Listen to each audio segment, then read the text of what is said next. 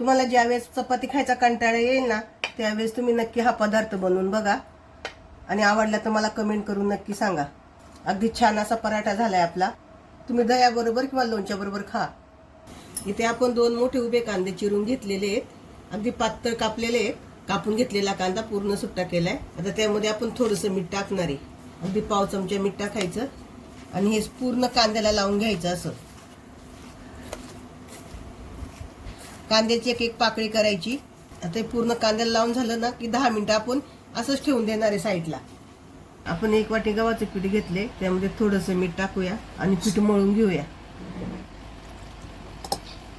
आपण हे चपातीला पातळ पीठ मळतो ना तसं न मळता पुऱ्यांना मळतो तसं घट्ट पीठ मळून घ्यायचंय। इथं पीठ आपलं मळून झालंय, थोडासा तेलाचा हात घेऊन परत एकदा मळून घेऊ। 10 मिनिटांसाठी आपण हे ठेवूया बाजूला। आता आपण मीठ लावून ठेवलेला कांदा आहे ना तो पिळून घेऊया चांगला। अगदी सगळं पाणी काढून घ्यायचं कांद्यामधलं आणि एका बाउलमध्ये टाकून घेऊ। इथे कांदा पिळून घेतलाय बघा, एकदम सुक्का झालाय। थोडीशी हळद, लाल तिखट, आमचूर पावडर घेतली आहे, इथं बडीशोप घेतली आहे बारीक कुटून, धनिया पावडर, ओवा, हिरवी मिरची घेतली कापलेली। आपण लाल तिखट टाकले आणि हिरवी मिरची टाकली, तुम्हाला किती तिखट लागते त्याप्रमाणे घाला आणि चवीनुसार मीठ। आणि इथं आपण भाजून घेतलेलं बेसन पीठ आहे, साधारणतः मोठे 2 चमचे, अर्ध घालूया, नंतर आपण बघूया किती सुकवते त्याप्रमाणे नंतर उरलेलं टाकूया गरज पडली तर। आता हे सगळं मिक्स करून घ्यायचं आणि थोडीशी कोथिंबीर। इथं आपलं सारण तयार झाले। आपलं पीठ आता इथं भिजले 10 मिनिटं। आता थोडंसं असं मळून घेऊया आपण। आता आपण याचे 2 मोठे मोठे गोळे बनवून घेऊया। आपण 2 गोळे घेतलेत ना, आता एक चपाती लाटून घेऊ।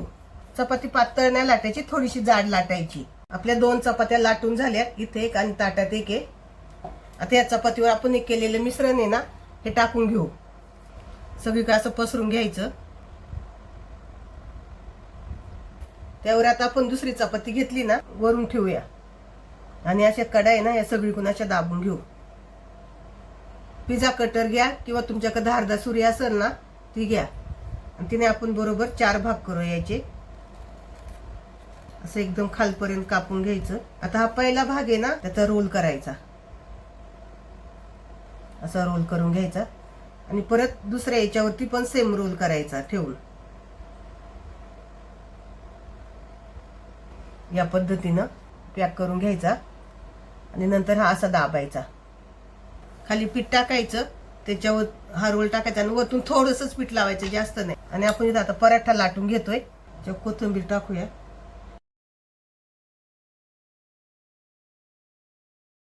या पद्धतीने थोडीशी जाड लाटून घ्यायची, चपाती सारखी पातळ नाही लाटायचं। आता आपण भाजून घेऊया।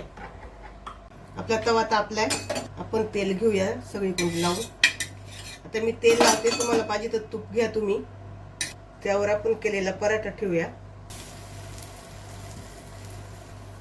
आणि हा पराठा फास्ट गॅसवर नाही भाजायचा, मिडियम आचेवर भाजायचा आहे, कारण जाड केल्यामुळे जरा शिजायला वेळ लागेल त्याला।